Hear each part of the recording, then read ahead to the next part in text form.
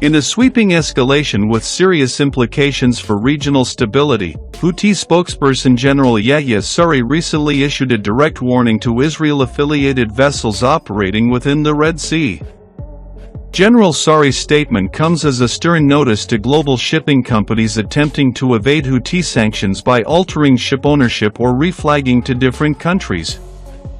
He emphasized that any such attempts to circumvent Houthi authority would be ineffective, reiterating that the maritime blockade would remain intact and any Israel-linked vessel could be at risk of Houthi intervention.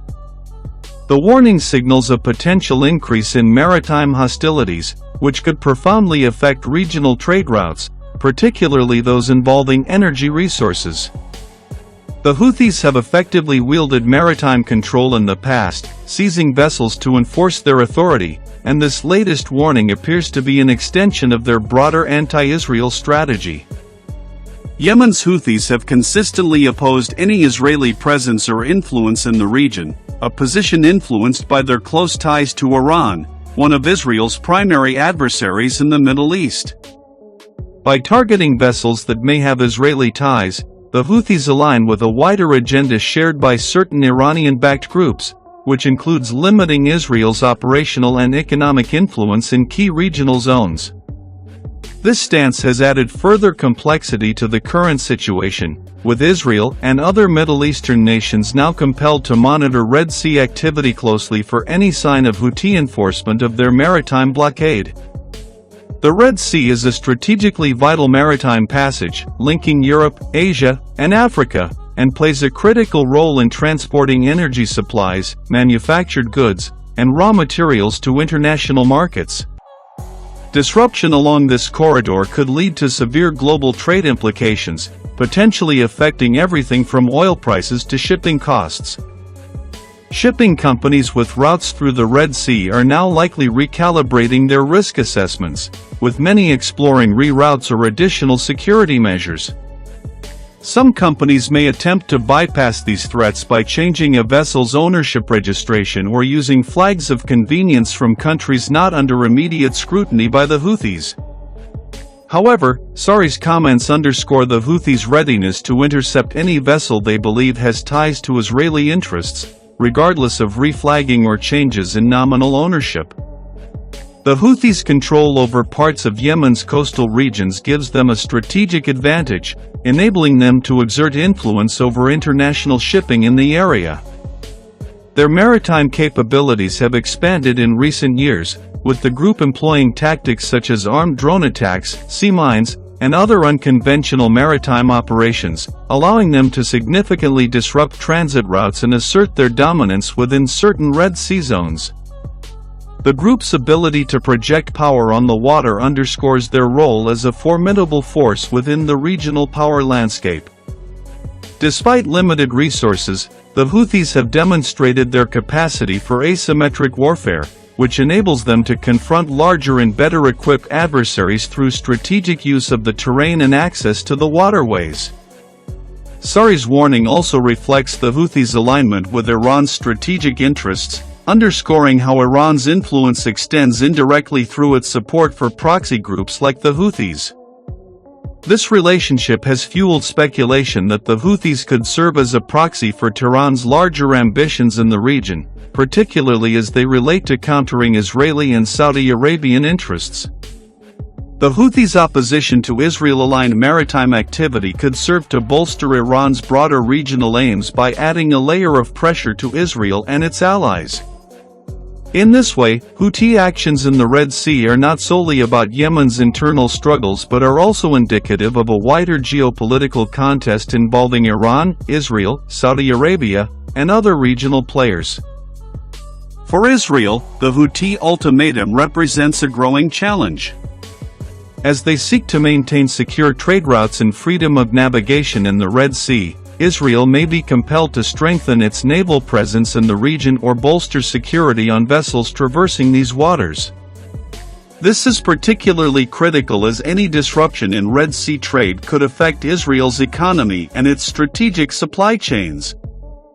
Additionally, the broader threat posed by Iran-backed groups along Israel's borders, ranging from Hezbollah in Lebanon to militant factions in Syria and now the Houthis in Yemen, demonstrates the layered threats facing Israel on multiple fronts.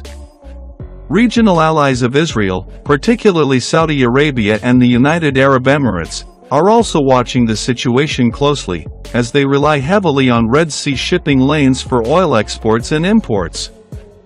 With Saudi Arabia bordering both the Red Sea and the Gulf of Aden, any intensification of Houthi hostilities could have direct repercussions for Saudi trade and security. The UAE, while geographically more distant from Yemen, has invested heavily in Red Sea ports and regional infrastructure.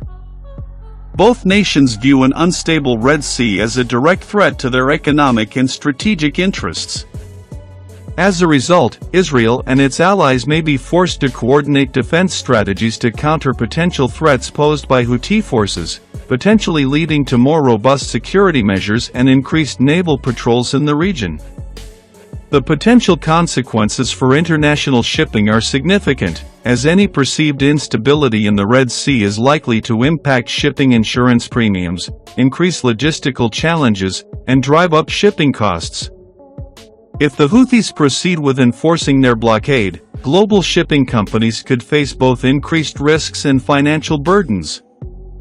For companies transporting goods through the Red Sea, the additional security costs could lead to delays and increased expenses. Furthermore, any significant disruption to Red Sea transit could have a ripple effect across global supply chains, especially for nations heavily dependent on Middle Eastern oil supplies. Heightened tensions in this maritime area have historically led to spikes in global oil prices, and a prolonged conflict could severely strain global markets. The international community, particularly nations with vested interests in Red Sea trade routes, is likely to increase diplomatic pressure on both the Houthis and their regional backers to prevent escalation. Global powers, including the United States and European Union, are closely monitoring the situation and may seek to mediate between involved parties. However, previous attempts at negotiation with the Houthis have proven challenging due to the group's staunch stance and alignment with Iran's broader regional objectives. At this point, Sauri's ultimatum has placed shipping companies and their stakeholders on high alert, as companies consider alternative routes and increased security to mitigate risks.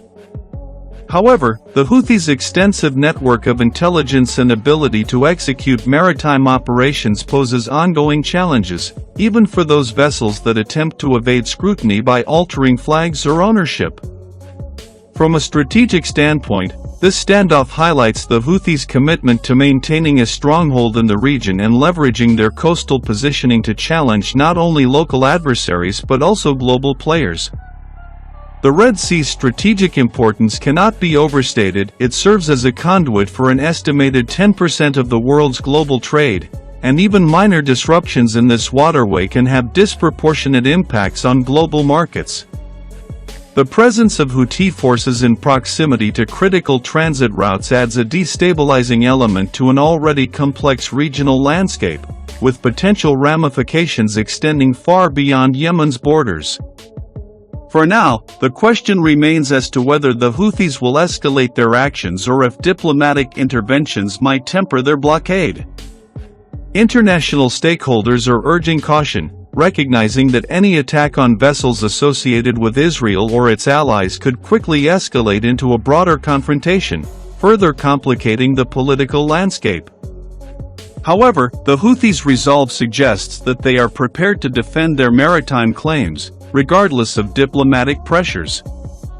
In the coming weeks, the region and indeed the world will be closely watching the Red Sea, where the actions of a single group could have far-reaching implications for trade, regional alliances, and global stability.